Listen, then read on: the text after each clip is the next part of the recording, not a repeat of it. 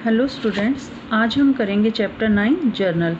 जैसा कि हमने पहले किया था डबल एंट्री सिस्टम, जिसमें हमने क्या सीखा था। जिसमें हमने सीखा था कि अकाउंट्स कितने टाइप के होते हैं। पर्सनल अकाउंट, रियल अकाउंट और nominal account. Personal account related with the name of any person, किसी भी पर्सन के नाम से रिलेटेड था और इसका रूल क्या था, debit the receiver, credit the giver. Real का रूल क्या था, रिलेटेड विद द थिंग्स, जो वस्तुओं से संबंधित था, related with the person. Debit word comes in, जो आता है उसे debit. Credit word goes out, जो जाता है उसे क्रेडिट करते हैं। Nominal debit all losses and expenses, credit all income and gains. ये हमारे जर्नल का आधार है, बेस है। ये रूल हमारे जर्नल में अप्लाई होगा। अब बात आती है कि जर्नल क्या होता है। हम बुक्स ऑफ ओरिजिनल एंट्रीज कहते हैं।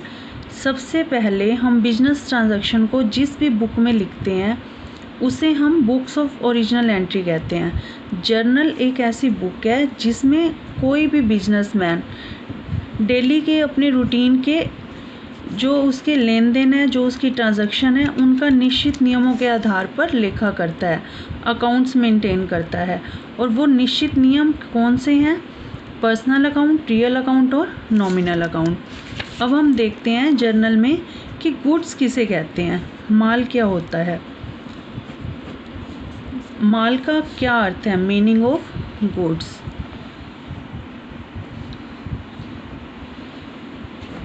माल का अर्थ, कोई भी व्यापारी जिन वस्तुओं का व्यापार करता है, in which business man is dealing, deal कर रहा है बिजनेसमैन जिसमें, उसे क्या कहते हैं, उसे माल कहते हैं। जैसे कोई कपड़े का व्यापारी है, ये बात मैं आपको पहले भी समझा चुकी हूँ कि माल क्या होता है। जैसे कोई कपड़े का व्यापारी है, अगर वो कपड़ा बेचने के लिए खरीदता है तो इसे क्या कहेंगे, इसे गुड्स कहेंगे। पर अगर वो ग्राहकों के बैठने के लिए फर्नीचर खरीदता है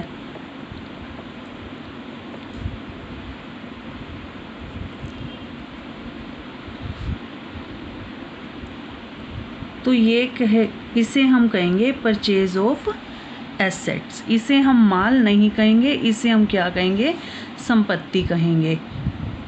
if a businessman is purchasing goods for resale then it is the goods, तब हम इसे कहेंगे माल। If he is purchasing the furniture to seat the customer then it is called assets, इसे हम संपत्ति कहेंगे। और माल से रिलेटेड जो भी हम एंट्री करते हैं उसके लिए हम परचेज और सेल वर्ड यूज़ करते हैं, परचेज अकाउंट और सेल्स अकाउंट। अगर हम माल खरीद रहे हैं तो परचेज अकाउंट और बेच रहे हैं तो सेल अकाउंट, ये वर्ड हम यूज़ करेंगे। अब बात आती है परचेज अकाउंट।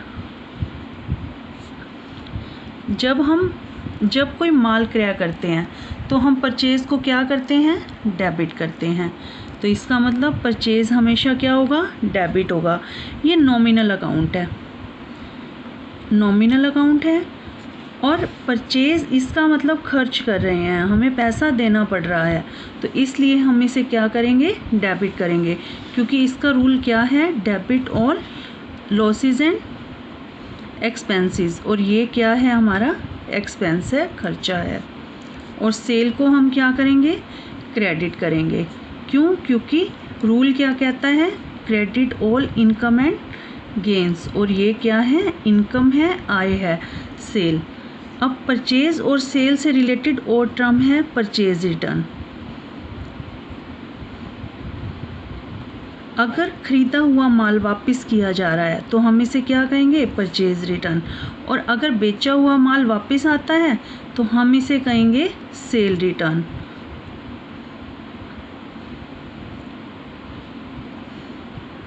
Sales return.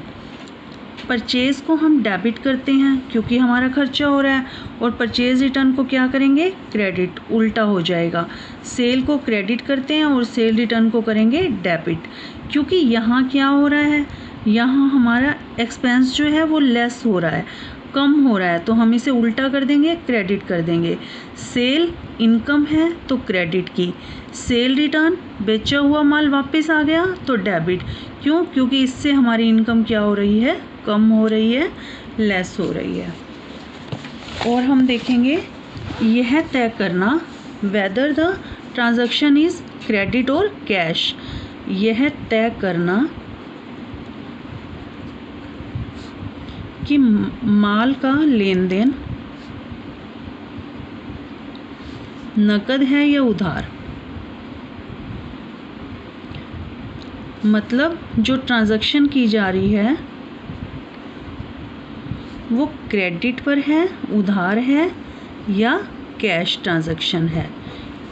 हम कैसे तय करेंगे, हमें ये देखना होगा कि उसमें नकद वर्ड क्लियरली मेंशन किया हो, जैसे goods sold for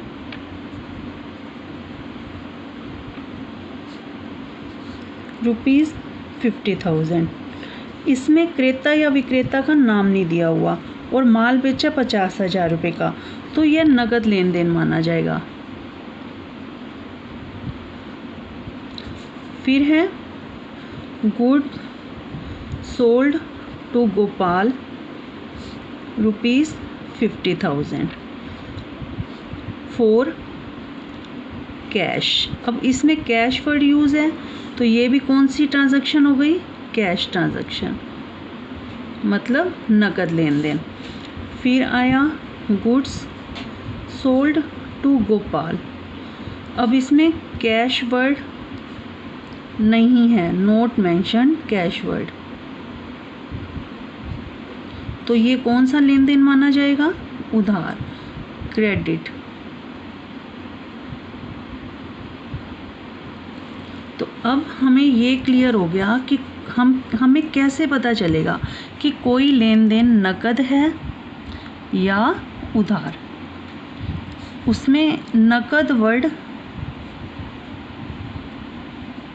clear mention होगा,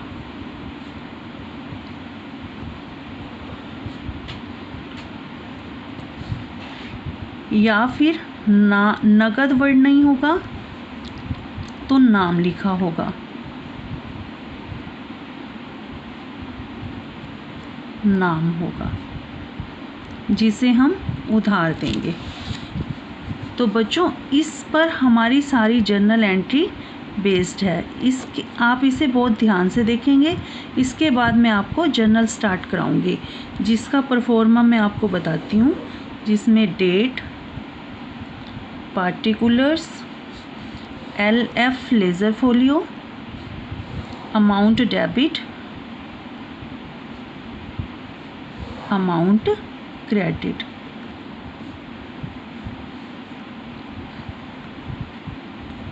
ये रहा हमारा जर्नल का परफॉर्मा रहेगा ये, जिसमें हम जर्नल एंट्री करेंगे। ये मैं आपको नेक्स्ट वीडियो में करवाऊंगी। थैंक यू बच्चों।